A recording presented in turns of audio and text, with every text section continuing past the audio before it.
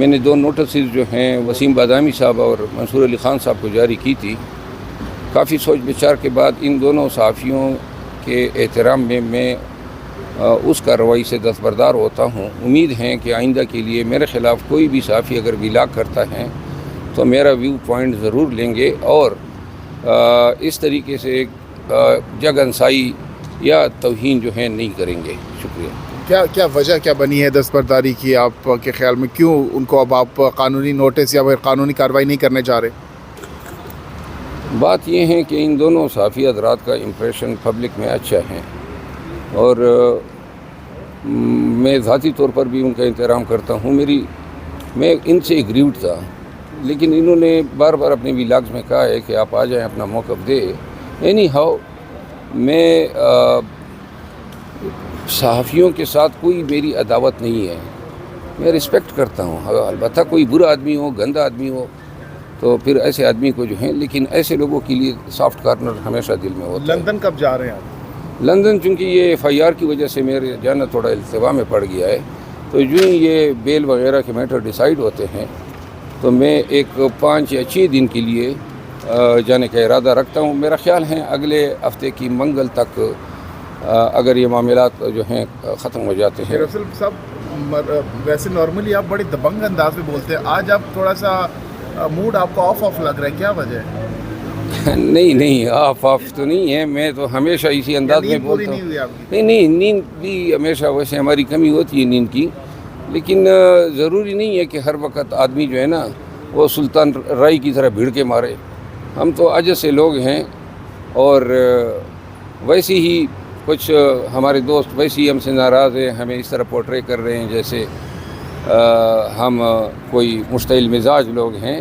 کوئی مشتعل مزاجی نہیں ہے. البتہ خان صاحب کے معاملات میں تھوڑے جذبات جو ہیں وہ آ جاتے ہیں اور لوگوں کو اس سے پرہیز کرنا چاہیے. ہم ذرا موٹا نہیں کہتے، ہم ہیلدی کہتے ہیں. اچھا، کسی کو کمزور ہونا تو ہم کہتے ہیں اسمارٹ لگ رہے. ہم ایسے گرانڈیل شخص کو دیوتا مت کہتے ہیں.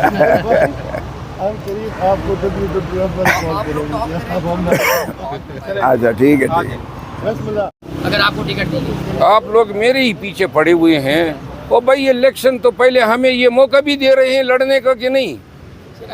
اگر خان صاحب کا حکم ہوا تو لڑیں گے اور خان صاحب نے ڈیسائیڈ کرنا ہے. باقی ہماری کوئی الیکشنوں میں دلچسپیاں نہیں ہے. ایک طرف یہ کمرہ ہے جس میں جج صاحب بیٹھے ہوئے ہیں اور پھر یہ 7 گرے لگی ہوئی ہیں. اب اس کے اندر سے وہ آئے ہیں، وہ باہر آ کے کمرے میں بھی نہیں آ سکتے. تو یہ کس قانون کے تحت ہو رہا ہے؟ جج صاحب نے کہا کہ انہیں یہاں لائیں، لیکن نہیں لایا گیا. میں نے اسٹاف سے آ کے کل میں بات کر رہا تھا، وہ مجھے بتا رہے تھے کہ جب ہم گئے ہیں تو ہم سے وہ پوچھ رہے تھے کہ آپ کون ہیں. ایک ہمارے کولیگ سے پوچھ رہے تھے کہ کدھر ہے آپ کی وردی سپرنٹینڈنٹ صاحب. تو وہ تو جلاد بنے ہوئے ہیں، ان کے اوپر تو کوئی قانون نافذ ہوتے ہی نہیں ہے. وہ تو ہر بندے کو یوں ہی مجرم کی طرح ٹریٹ کر رہے ہیں کہ یہ جو آ گیا اور یہ یہاں پر جو ہے وہ ملزم آ گیا اور اس کے ساتھ اس طرح کر رہی. وکیل سینئر وکیل وہاں پر گئے ہیں، تلاشی لی جا رہی ہے بار بار. میں نے جو شاداب جعفری صاحب ہیں ان سے فون کیا، میں نے کہا آپ کی تلاشی بھی ہوئی ہے تو کیسے تلاشی لی گئی ہے؟ تو انہوں نے کہا بس ایک کپڑے نہیں اتارے، باقی انہوں نے پوری تلاشی لی.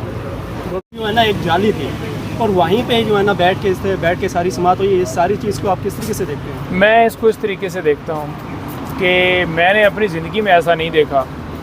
پہلے تو آپ کو پتہ ہے کہ مقدمہ کون سا ہے، کیا کوئی دہشت گرد ہیں، کیا کو ملک کے خلاف وہ باغی ہیں، کیا مقدمہ ہے؟ صرف انہوں نے حق کا کلمہ بلند کیا، لوگوں کی بات کی، آواز کی، اٹھائی.